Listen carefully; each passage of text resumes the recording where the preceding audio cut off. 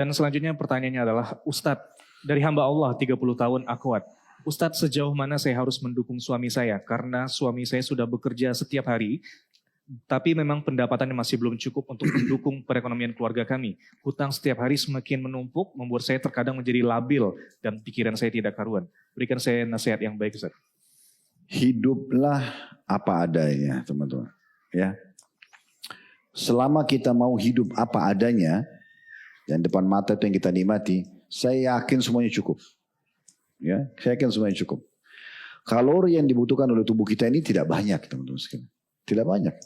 1.500 sampai 2.500 kalori. Coba antum cek nanti searching di Google, kalorinya kerupuk berapa? Lihat. Coba searching. Biar antum tahu itu. Satu kerupuk itu kalorinya banyak banget itu. Ya. Antum makan kalau diakumulasi, walaupun nutrisinya tidak seperti kalau kita makan yang lain, tetapi kalorinya terpenuhi. Gitu. Dan tergantung persepsi kita. Kalau saya biasanya, saya makan sehari sekali. Maksimal 2 kali sehari. Hidup, alhamdulillah. Gak ada masalah. Karena persepsi saya, oh ini sudah cukup buat saya. Udah. Tapi kalau kita selalu bilang gak cukup, ya gak cukup terus. Kan gitu. Itu tergantung kita bagaimana mengelolanya. Kalau kita coba menikmati apa yang ada, kita syukuri maka insya Allah akan cukup. Ini secara global dulu ya. Nah sekarang bagaimana ukhti kita ini menghadapi rumah tangganya yang utang terus menumpuk dan pendapatan suami belum mencukupi. Nah ini bagaimana mengelola saya, bagaimana memanage saja. Ya, kalau suami hanya mampu ukhti Karimah, ukhti yang terhormat ini, kalau suami hanya mampu membeli, misal kita bicara paling buruknya cuma bisa beli 1 bungkus nasi per hari, contoh, ya udah makanlah berdua di situ, nggak ada piring, makan di daun pisang, nggak apa-apa, makan, itulah cinta yang sebenarnya kan gitu. Ya udah hidup sesuai dengan kemampuan suami, jangan dipaksakan. Oh kayaknya nggak cukup kalau kita 1 bungkus nih, kita harus makan 2 bungkus, 3 bungkus per hari. Nah kemampuannya tidak mampu, hanya terpaksa utang kan gitu.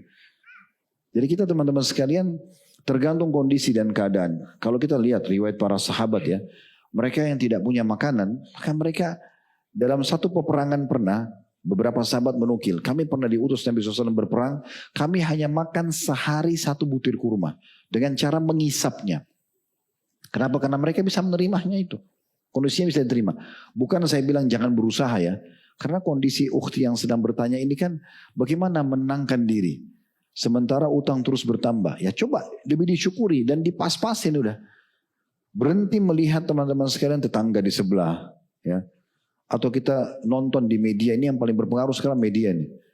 Buka makanan enak, restoran tersohor apa sekarang. Wah keluar semua menu-menunya.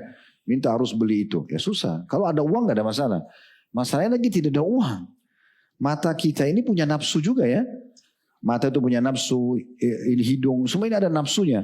Nafsu mata itu melihat. Terbukti kalau antum mau ikuti nafsu makan, kalau kita lagi puasa, semua kita mau beli kalau mau buka puasa kan. Itu nafsu makan, nafsu mata. Nanti gak dimakan juga. Jadi bisa dikontrol sebenarnya. Itu mungkin yang pertama. Yang kedua, coba banyak berdoa kepada Allah Subhanahu wa taala, introspeksi diri ya. Kemudian yang ketiga, negosiasi sama pemilik utang ini. Siapa tahu memang ada di antara mereka yang Allah lunakkan hatinya, datang ini kondisi kami, sebenarnya kami ini kesulitan membayar utang. Bisa enggak utang ini dimaafkan saja, misal. Atau ada jalan keluar enggak? Pendapatan kami misalnya 1 bulan 2,5 juta. Kami harus bayar utang 300.000. Pengeluaran kami 2 juta. Ini enggak cukup. Bagaimana solusinya? Supaya jangan dianggap saya lari, ya, diskusi. Karena biasanya pemilik piutang itu teman-teman sekalian marah kalau yang utang ini lari kan gitu. Ditelepon susah, bahkan dia lebih galak daripada orang pemilik uang gitu ya. Ini agak aneh memang gitu ya. Karena seakan-akan pemilik piutang yang salah. Nah makanya Nabi SAW mengingatkan kita masalah itu.